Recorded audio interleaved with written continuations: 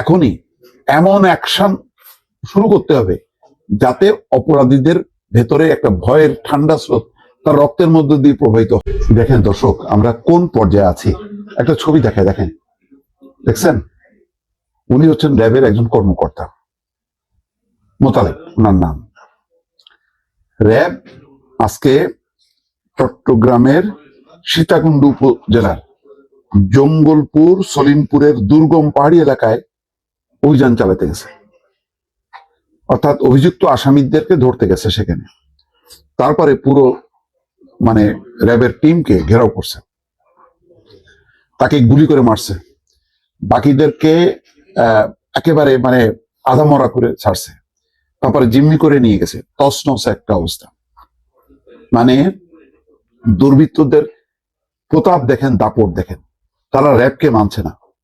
আমি গত কয়েকদিন থেকে বলছিলাম যে পরিস্থিতি এমন দাঁড়াইছে যে সেনাবাহিনীর কর্মকর্তাদের সদস্যদের সামনেও বেয়াদবি করতেছে, সেনাবাহিনী চুপচাপ সহ্য করতেছে।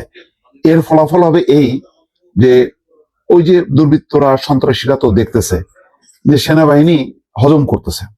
সেনাবাহিনী যদি হজম করতে পারে তাহলে তাদের কাছে তো র্যাব, পুলিশ এগুলি কোনো ব্যাপারই না। আজকে দেখেন, একসময় মনে আছে র্যাবের সেই কালো পোশাক পরা তাদের গাড়িগুলি যাইতো, বা র্যাবের টিম যখন কি টহল দিত, মানুষ কিন্তু দূর থেকে ভয়ার্থ দৃষ্টিতে দেখতো, অনেকের মনে ঠ্যাংও কাঁপতো। আজকে র্যাব, পুলিশ, বিজিবি কিচ্ছু না, সেনাবাহিনীও কিছু না। সেই পরিস্থিতির মধ্যে আজকে হামলা চালাইছে। যদিও এই অঞ্চল, যেই অঞ্চলের কথা বলা হচ্ছে যে জঙ্গল সলিমপুরের দুর্গম পাহাড়ি এলাকা, 3,000-3,500 একর জায়গা দুর্গম, সব অপরাধীদের অভয়ারণ্য, শেল্টার পায়। এবং এখানে এর আগে সাংবাদিকরা আহত হয়েছে সংবাদ কাভার করতে, যে অন্যান্য পর্যায়ের কর্মকর্তারা, পুলিশ সহ বিভিন্ন পর্যায়ে ছোটখাটো আহত হয়েছে, ঘেরাও হয়েছে, সেখানে অক্ষতভাবে কেউ ফিরতে পারেনি। কিন্তু র্যাবের মতন বাহিনী, যেই বাহিনীতে নানা সেনাবাহিনীর সদস্যরা থাকে, পুলিশ থাকে, বিজিবি থেকে নানা বাহিনীর সমন্বয় র্যাব, আপনারা তো নিশ্চয়ই জানেন, যার নেতৃত্বে থাকে হচ্ছে সেনা কর্মকর্তারা, সেই জায়গায় তারা হামলা চালাইছে। কিসের নিরাপত্তা? এবং এমন একটা সময় ঘটনা ঘটলো যখন আর কয়দিন বাদে, 20-22 দিন পরে হচ্ছে আপনার নির্বাচন। এবং এখন এই সময়টা আক্রান্ত হওয়ার অর্থটা বুঝেন? তখন তো সমস্ত কেন্দ্রগুলিকে ঘিরে যেই ধরনের শক্তিমত্তা প্রদর্শন হবে, তাতে আপনি কিভাবে ঠেকাবেন? আজকেই বলা হলো 1 লাখ সেনাবাহিনীর সদস্য সহ 8 লাখ কি 9 লাখ আইন শৃঙ্খলা বাহিনীর সদস্য মোতায়েন থাকবে। কিচ্ছু না। আপনি এগুলিকে যখন নাকি ছড়ায় ছিটায় দেবেন, কেন্দ্র, হাজার হাজার নির্বাচনী কেন্দ্র, তখন আপনি কিভাবে মোকাবেলা করবেন?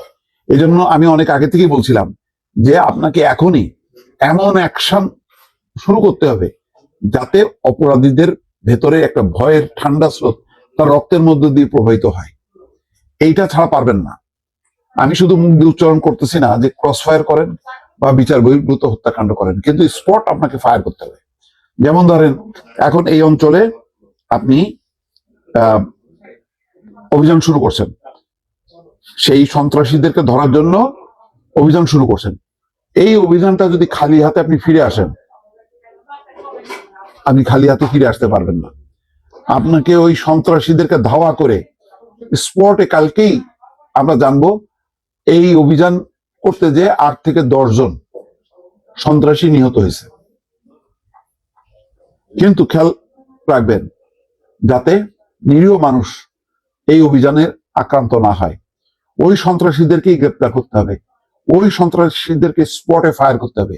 যদি এটা করা না হয়, এই ঘটনাটা যদি হজম করে র্যাব, প্রশাসন, সরকার, বিপদ হবে। বিপদ কিন্তু এগুলি সিগন্যাল, বিপদের সিগন্যাল। আরো বড় বিপদ সামনে আছে। ভালো থাকবেন। আল্লাহ হাফেজ।